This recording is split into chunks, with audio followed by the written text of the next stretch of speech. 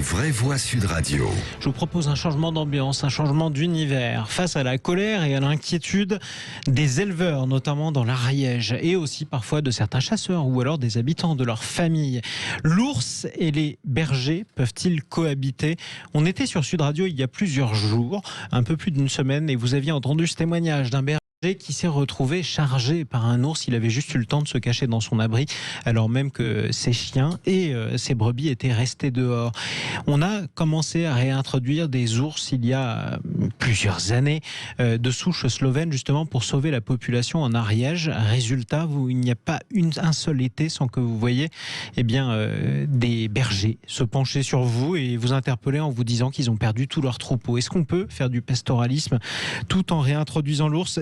0826 300 300 sur Sud Radio. Tout de suite, qui on retrouve sur Sud Radio ? Yann, bonjour à vous. Bonjour. Soyez le bienvenu sur Sud Radio.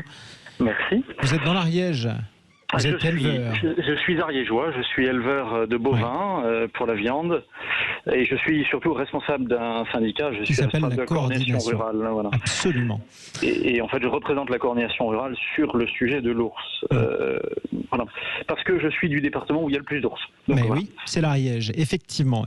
Il y a eu des ours pendant des milliers d'années en Ariège, ça on est tous d'accord, comme il y a eu des bergers pendant des siècles et des siècles. Pourquoi les deux ne peuvent plus cohabiter aujourd'hui, d'après vous ? Alors, la chose est assez simple. C'est que historiquement, si vous voulez, tous les paysans se défendaient et avaient droit de se défendre. Jusqu'à il n'y a pas si longtemps que ça, jusqu'à il y a une quarantaine d'années, la possession d'armes, en fait c'est plus récent que ça, mais globalement, il y a une quarantaine d'années qu'il y a eu une grosse différence qui s'est installée.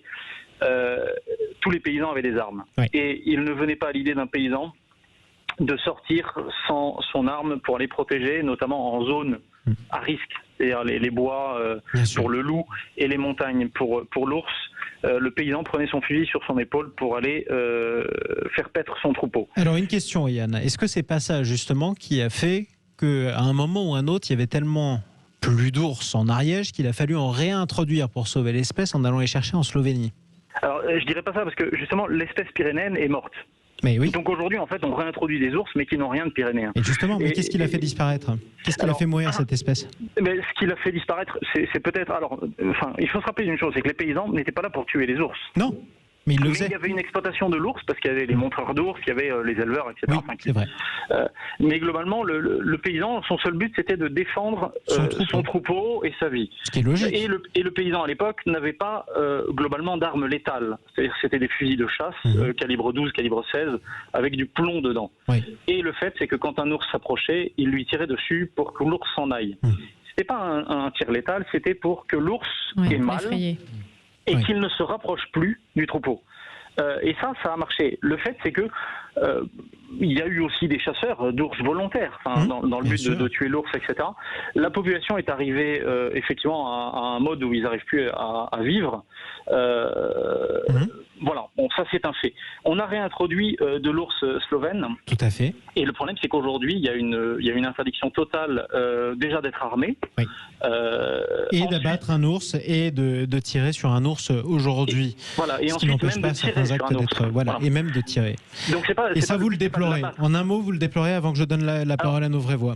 C'est pas je le déplore, c'est que moi depuis 7 ans où je siège un peu dans les chambres et au groupe ours avec la région, etc., je dis redonner des armes à ceux qui sont volontaires, suivis par la préfecture évidemment, le but c'est pas de faire n'importe quoi, pour qu'ils puissent participer en fait à l'éducation, à l'élevage de l'ours et à son ensauvagement. C'est-à-dire que l'ours a besoin d'avoir peur de l'homme. Et le but c'est que aujourd'hui, en fait, on n'est plus du tout ça. L'ours n'a plus peur de l'homme. Et il faut le re-ensauvager pour que chaque fois qu'il voit un homme, ce soit lui qui s'enfuit pour sa sauvegarde personnelle, mais pour qu'il reprenne aussi sa chasse naturelle et son alimentation naturelle. Et qu'il redécouvre justement les limites. C'est pourquoi pas d'ailleurs une piste de cohabitation. Merci beaucoup, Yann. Après, il y a autre chose à dire. On peut parler de budget. Choses à dire. Ça, on en reparlera une prochaine fois, je vous propose, mon cher Yann. Je vous propose déjà qu'on reste sur la solution que vous nous avez proposée, qui est une solution concrète, après tout, pourquoi pas, et pour nous permettre d'en discuter avec nos vraies voix. Merci beaucoup, Yann, en tout cas, de votre témoignage sur Sud Radio. La parole est À la commerçante aussi. Hein. Moi, je voulais juste savoir quelle était la race de ces bovins, en fait. La race de ces bovins. Ah oui. Oui. Alors, si Yann est encore en ligne, j'ai Véronique Langlais qui veut savoir quel est le type de viande. Peut-être qu'on peut vous mettre en relation. Sinon, on vous fera échanger. Trop tard. Si vous êtes là, Yann. Si. Oui, je suis là. Des Gasconnes.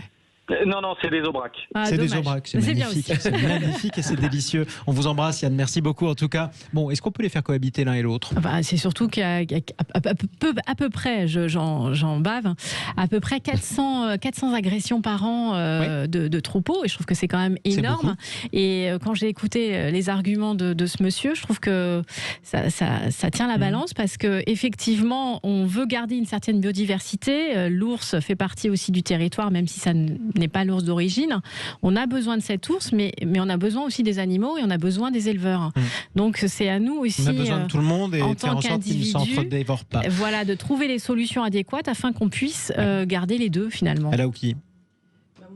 Alors, le micro allumé. Personnellement, je déplore que cette histoire prenne autant de temps à ce problème, mette autant de temps à se résoudre, parce que visiblement, les agriculteurs et les éleveurs se sont tous, enfin tous les habitants se sont tous organisés pour contacter le président de la République une fois, 2 fois. Ils ont proposé de créer une instance qui aurait un pouvoir de décision et qui est composée de gens qui sont sur le terrain, et ils n'ont toujours pas de réponse. Donc ils sont un petit peu. On n'a toujours pas de solution qui mette tout le monde d'accord. Ils sont en train de se rebeller du coup, parce qu'ils vont organiser leur propre sécurité. Et je me demande à chaque fois pourquoi est-ce qu'on n'arrive plus à établir le dialogue avec les corps intermédiaires, avec les locaux, les gens qui sont sur le terrain. Les bergers, par exemple. Absolument, pour pouvoir on laisse toujours la situation s'envenimer. Et vraiment, ça devient une tendance, et c'est dommage. Voilà. Morad Aïtabouche.